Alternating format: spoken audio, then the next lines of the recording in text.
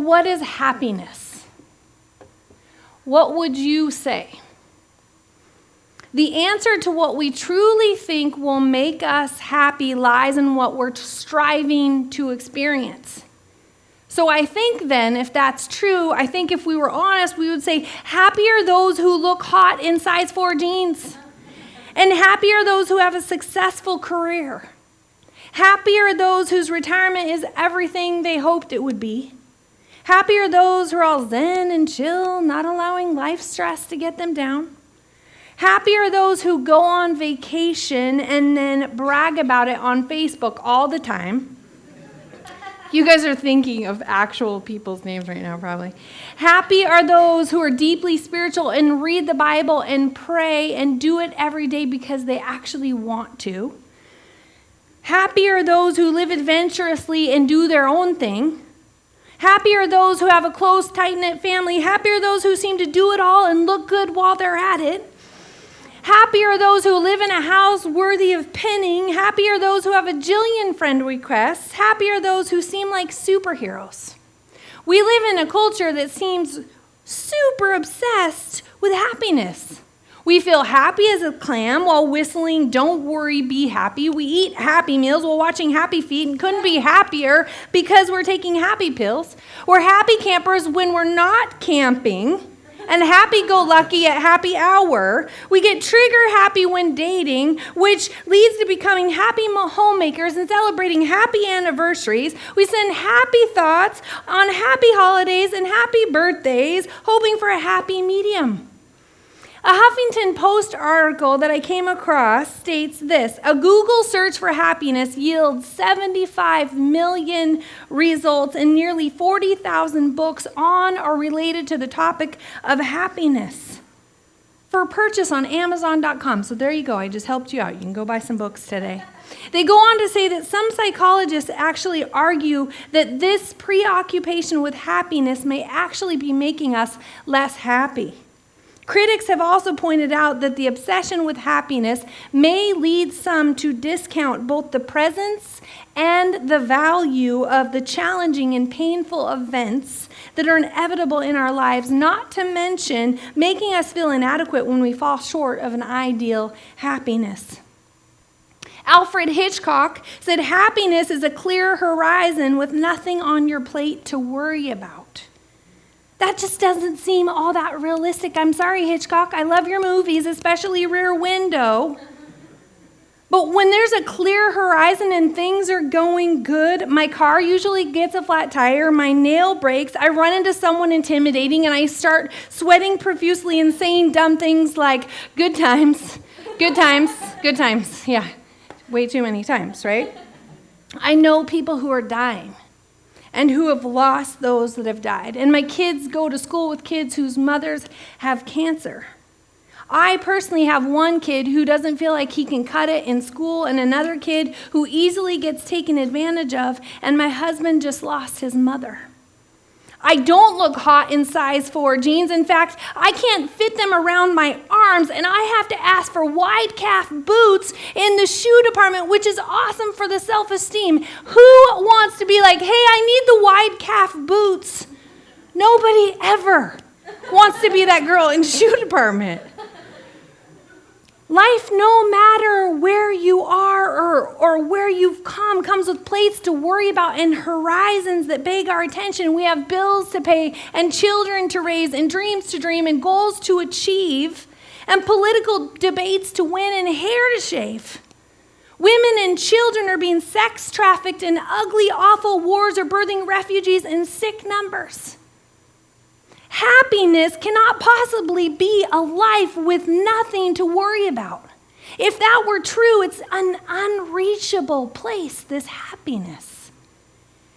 And if that be true, then what? Jesus turns happiness upside down on its head in Matthew 5. You can follow along with me if you have your phone or a Bible or whatever, but I'm going to read it to you. Did we get the slides fixed? Awesome. Earlier, all the slides I sent down here were completely cut off to the right, so I'm about to read something that says, blessed are the poor, but it said, blessed are the poo, and I was going to have to change my entire message today. So thank you, techie guys in the back, so much. Woo! Blessed are the poo, people. Matthew 5, verse 1, now when Jesus saw the crowds, he went up on a mountainside and sat down. His disciples came to him, and he began to teach them. He said, blessed are the poor in spirit, for theirs is the kingdom of heaven. Blessed are those who mourn, for they will be comforted. Blessed are the meek, for they will inherit the earth. Blessed are those who hunger and thirst for righteousness, for they will be filled. Blessed are the merciful, for they will be shown mercy.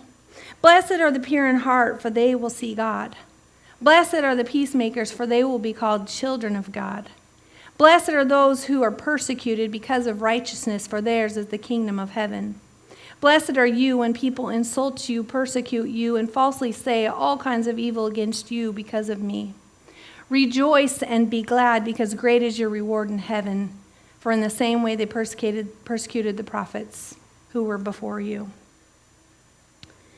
These are called the Beatitudes, which is a Latin word, beatitudo, which means blessings. And Beatitudes are actually found in the Old and the New Testament, not just here in Matthew chapter 5. A lot of people don't realize that. And the word blessed actually here translates, happy are you.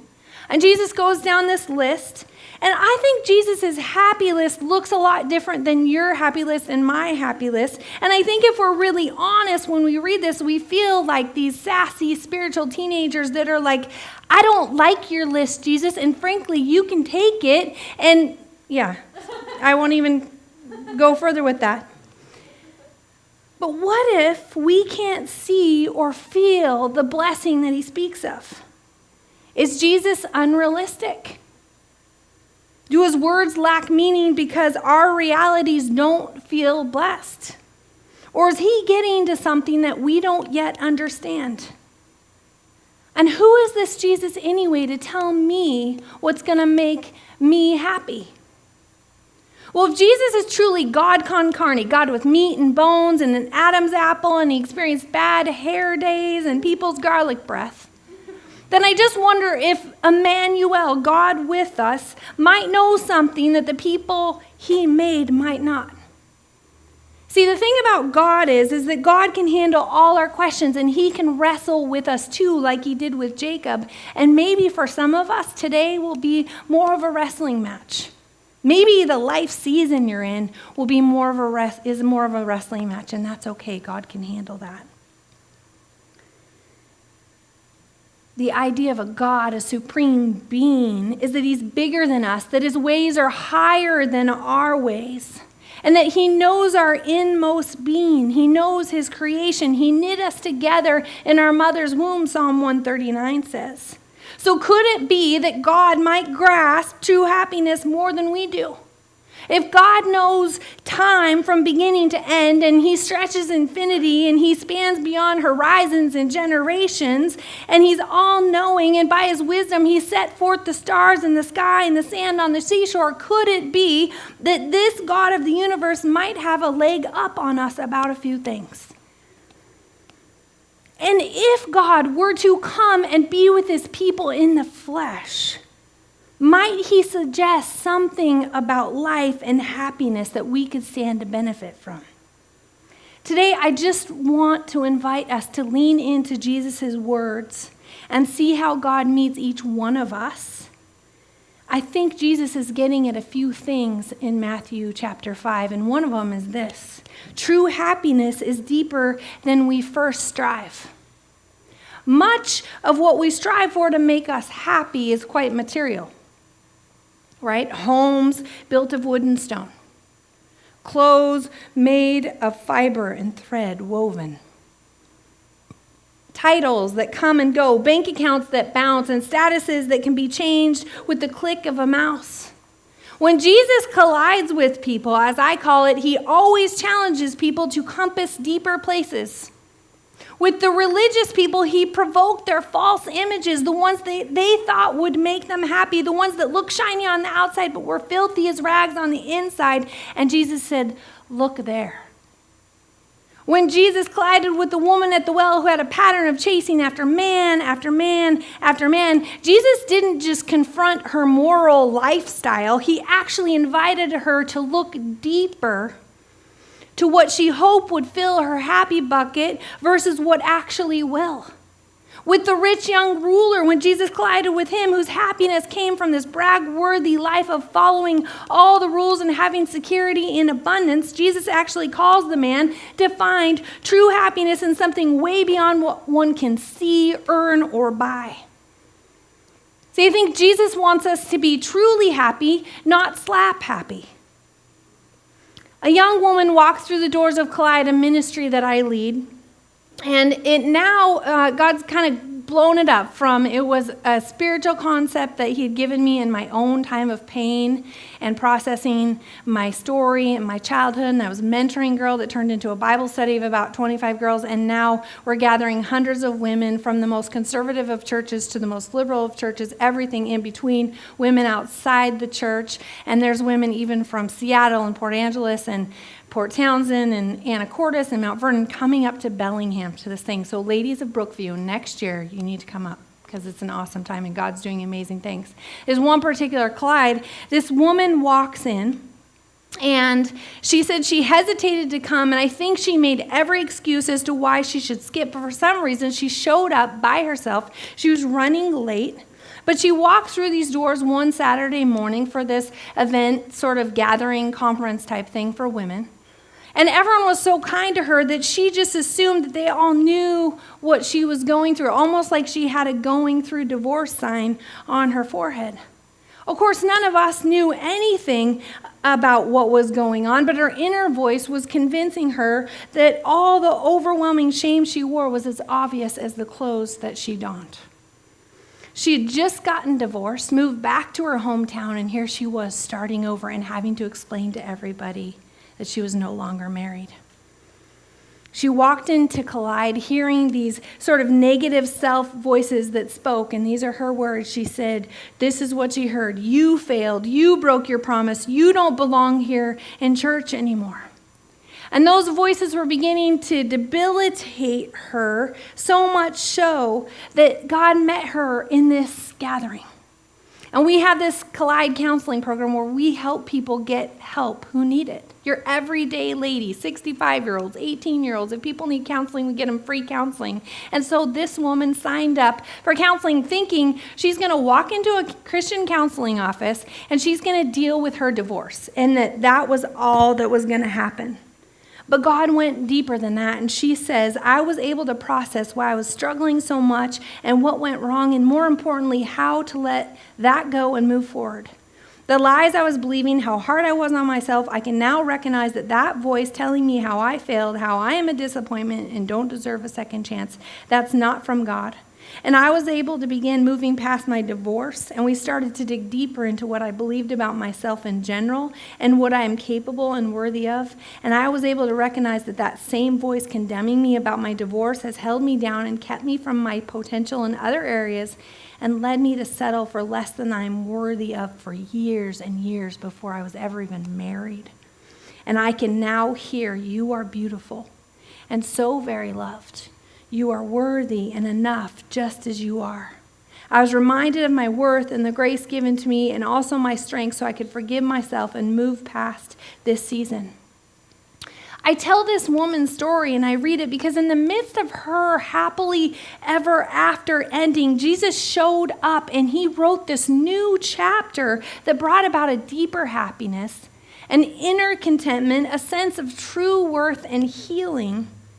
And when she thought a wedding dress and a till death do us part were her happily ever after, God actually took her pain and her loss and he wrote a happiness that hadn't existed in any of her other chapters.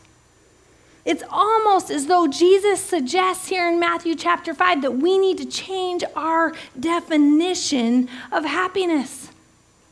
In a hard place? Blessed? We'd say no, and Jesus would say absolutely yes. Alone in a crowd, stressed out, desperate, grief-stricken, depressed, lonely, at odds, you're blessed. One of the translations that helps us best understand this word blessed that Jesus uses is this. It means to be favorably placed to receive something good.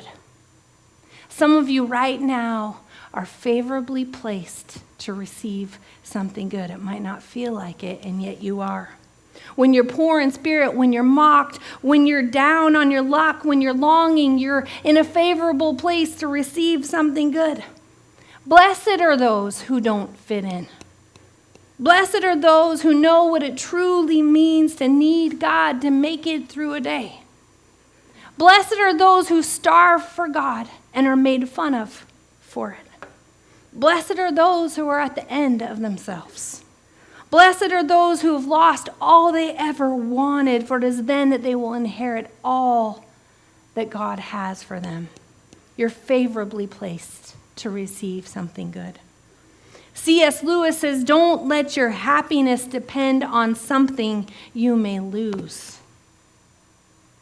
Jesus suggests true happiness can't be bought, it can't be sold, it can't be foreclosed upon, it can't be dumped or divorced, it can't be stripped, it can't be stolen, it can't be manufactured. We're promised happiness. It just looks different than the one we've been wanting. True happiness, true blessing, he who gives that shows up in any circumstance. Look for it. Its definition might have to change for you to see it. What Jesus is also getting to here is that true happiness is found in the most unexpected places. He just lays it out one after the other. None of these circumstances that Jesus lists seem as though anyone could be happy with them. In fact, they all seem like the opposite of what one would describe as happy. Jesus here suggests that our happiness is not dependent on our circumstances, but our circumstances make us dependent on God. Sometimes the deeper happiness that we are made to experience can only come out of the hard, unexpected places. Humility. It often comes from pride's fall, right? Wisdom births from a fool's lesson. Integrity sticks because the sting of experiencing its lack. Strength. Strength forms out of the exercise and use of its need. Surrender in its greatest appearance is begged for by pain. I got an email one Monday from my son Aiden's teacher. He was a 6th grader. She messaged the entire class like she always does every single Monday, only this particular message was different. Still had the details about what book they're reading, what ancient civilization they're studying, what they needed to do for homework. But at the end, in what I would say was a paragraph full of hope in a place there often isn't, Mrs. Sherwood announced that she'd been diagnosed with breast cancer. She wanted to let us know that she told the kids that day so as parents we could be prepared.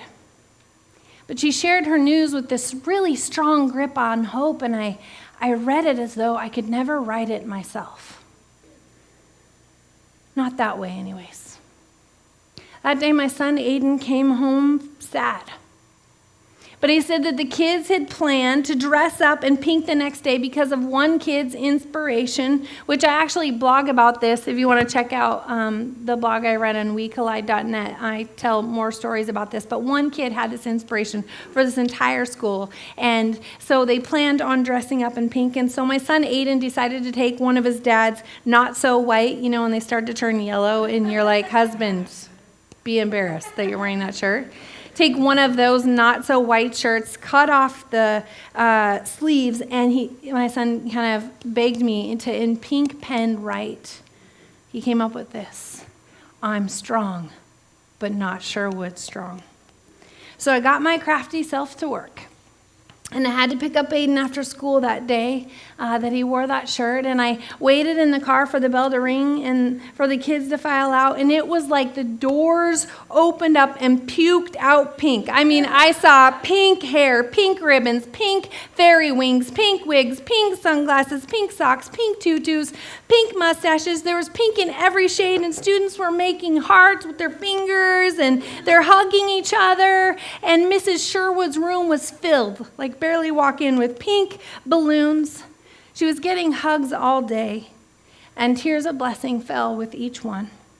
Within one day of this woman sharing her black news, she was mobbed with pink blessings, and it was like God himself actually used prepubescent, hyper sassy, annoying teenagers. And I only say that because I'm not annoyed if you're a teenager, it's just my own teenagers. But God used them to bless a woman in pain who's been such a blessing to them and to our community. The way Mrs. Sherwood is taking the news is profound. She's not only taught for decades in a way that is inspiring, but she has lived that way too, and her faith grips me, and her peace, and her courage. And her words fuel me for the road ahead and whatever comes my way. I'm going to read to you a piece of what she said after a phone conversation she had with her sister in France, finding out that they had both been biopsied for the same thing the very same week, but all the way across the world from each other. She said, "This is no accident. No coincidence, we agree. This chapter of our story has our mighty, loving God's fingerprint on every page. I close my eyes and lean hard into my Lord, resting against the one who calls me his beloved and hearing again his promise to bring his good purposes to life. And I smile, filled to the brim with a sure knowledge of his presence. Thank you, I whisper, sure that whatever lies ahead, this journey of ours is a gift equal in beauty to this world he created. 3 days pass. I here in Bellingham and Lee, her sister, in Lyon, France. As we wait for the results of our biopsies and just hours apart, we both sit with our doctors and hear the news positive for breast cancer. Strangely enough, I'm not surprised. I'm not sure where this path we're on will lead, but the one who set us on the journey walks alongside.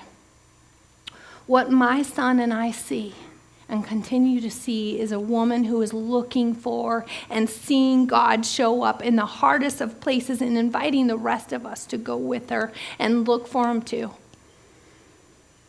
We're not promised changed circumstances. We're not. We're promised presence. God's presence, perhaps, is the very epicenter of happiness. And maybe outside of God's presence, it's all just merely fairy tales and myths and fair rides and fake promises that will leave us wanting more of what never actually comes.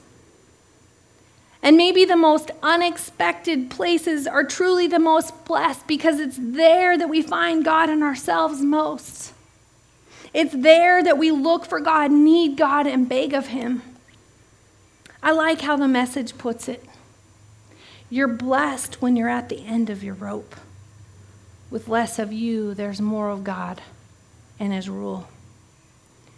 See, true happiness asks us to wait for something that we cannot see. My husband and I, we bought our first house. It was this cute little Rambler that we fixed up and made our own. We stripped that nasty wallpaper off the walls, with like black and white stripes and flowers across this way, and it takes months to do.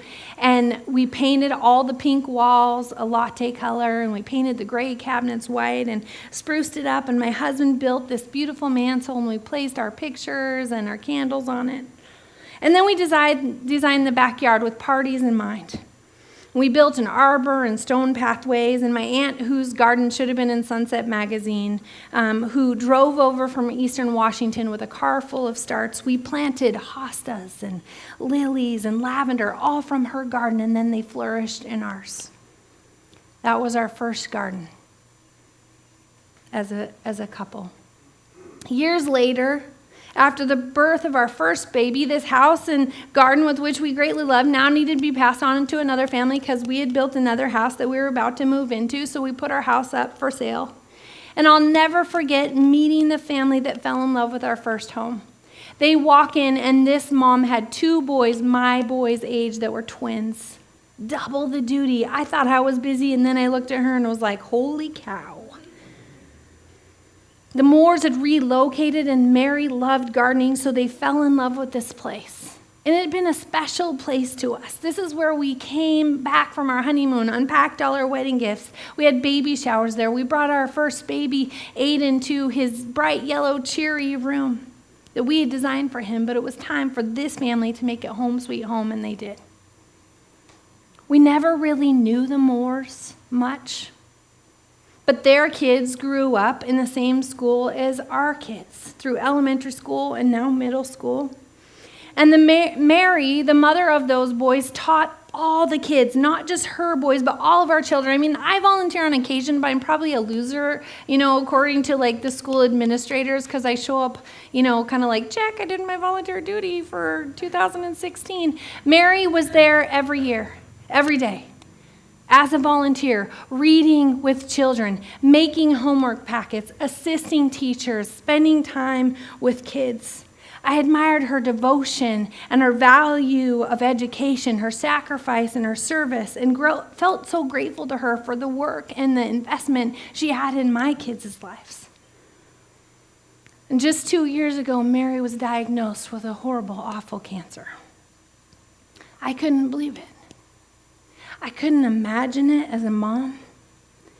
I couldn't imagine how her husband was going to hold everything together as great as he was, but take care of 2 boys, and how were they going to cope?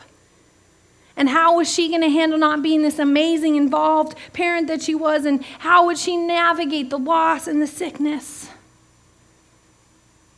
And how would she say goodbye to her babies? I found myself at her house one Sunday morning. Again, didn't know her very well. I was with a group of people working in the backyard on the garden. I was bent down on my knees in the dirt Rob and I had hauled by wheelbarrow years prior. I was weeding her garden beds, and I knew which were weeds and which weren't because I planted it. I'd helped form and shape the curves of those beds, and I knew where the tulip bulbs were and the crocuses. I stood under the arbor and I deadheaded the purple clematis. We did that day what Mary loved but was no longer able to. Mary passed away this year. And I think about her. I think about her love for her kids. I think about her love for gardening. When people talk about heaven, they talk about it like it's some cheesy place where everyone follows the rules and wears crowns and walks on streets of gold. And frankly, I could give a rip. I don't care if I ever wear a crown with sapphires and diamonds on it. I don't care about walking on streets of stone and hanging out with people who all look the part. What I care about deep in my soul is a place that promises spring. In the fall, summer flowers wilt. The leaves turn burnt orange and yellow and fall to the ground. The bulbs in the winter wait underground. But spring then comes, and summer. And even though Mary has passed, Mary's garden this summer blooms again, as a reminder to all of us of what is true in the physical realm is also promised in the spiritual. I love that Jesus' very life and death and life again were like that of the crocus, gone, to come again, popping up, peeking out on some given sunny day. His very self reminds us of the power that God has over the physical realm, him in whose very presence we hear, spring is a-comin'. And then summer. In the fall and winter, I wait for spring. I wait for death after life. I wait for people like her, a mother, to be reunited with her boys.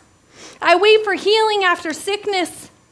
I wait for blessing when I can't see its nearby arrival. I wait for light in our days after the endless march of a long, dark winter. I wait for more big pink parties.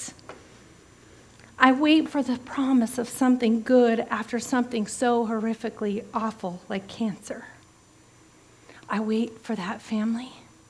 I wait for me. I wait for you. To me, heaven is spring unfolded forever, where death has no sting and cancer has no hold, where redemption reunites boys with their mamas, and the lilies, they bloom forever. In the fall, I wait for spring, and in the summer, I see winter differently. you can't see the blessing right now? Since when is faith about what we can see? Hebrews 11 says, now faith is being sure of what we hope for and certain of what we do not see. Have we forgotten that, church? It's not about what we can see. In fact, this blessing that Jesus speaks of has two stages, a present and a future, a now and a not yet. You notice when Jesus sits on that hill and he utters these piercing words, turning happiness upside down on its head, he uses the word is and will be. This blessing, Jesus says, is for the here and now in the kingdom to fully come in the heavenly realm. We are called to be a people who hold on to God in the is and the will be. You don't believe in an earthly kingdom. You believe in a heavenly kingdom. You don't believe in a fallen world. You believe in a restored world. You don't believe in chapter 7. You believe in the whole story. If you open up any book and you look at page 33, what do you read? Do you read happily ever after? No, you don't. Velveteen Rabbit, one of the classics, right?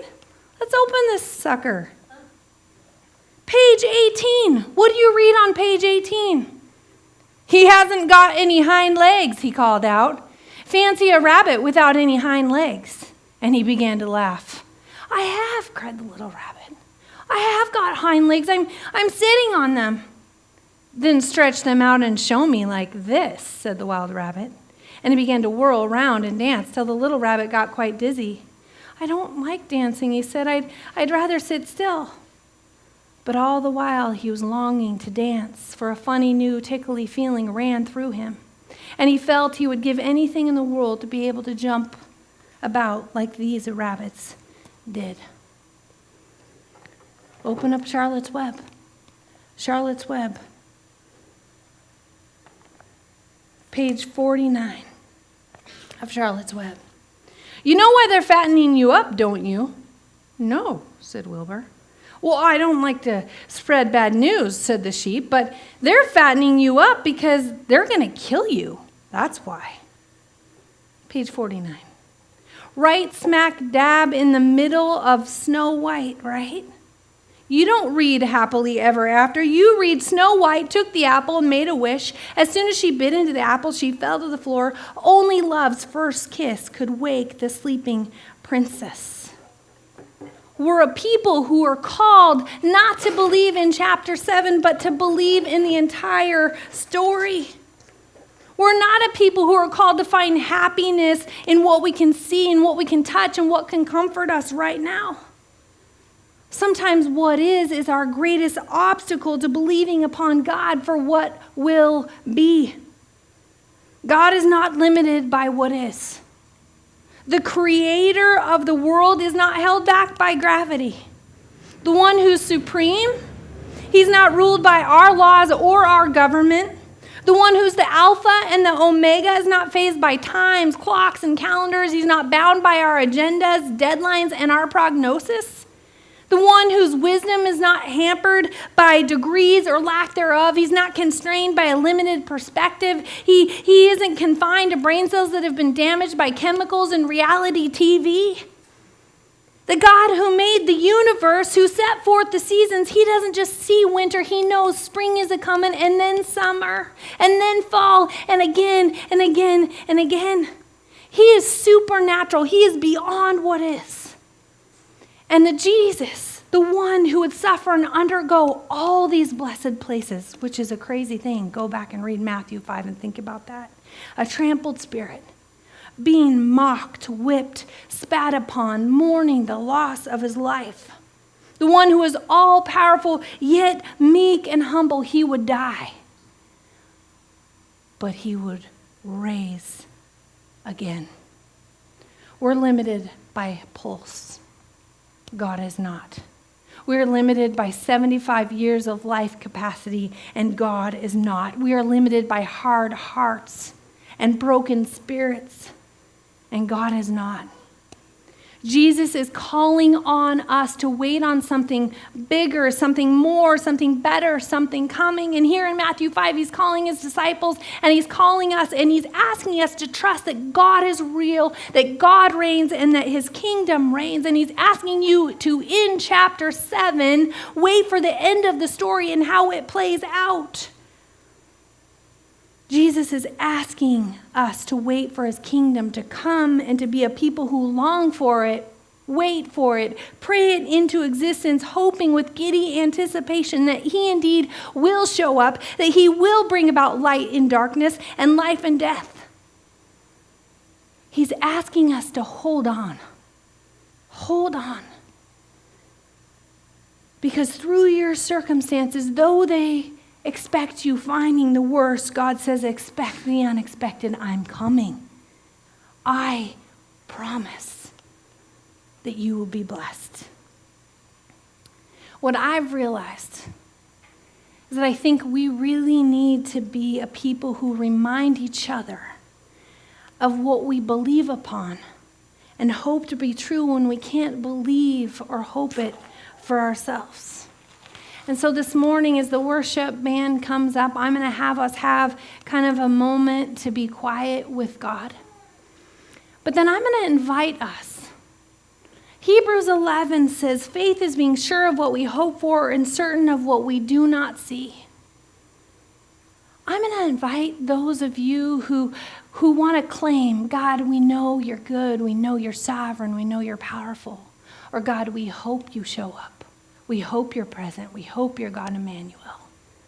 What else is a church gathering for but to be a people who proclaim who we know and hope God to be, even when we can't see it? And I recognize that there's some people today who can't do that. They're hurting. Some of you are hurting. Some of you don't see the blessing. Some of you feel angry and hopeless and at the end of your rope. So others of us here can hope for you. And we can proclaim for you what we hope to be true for God in your life.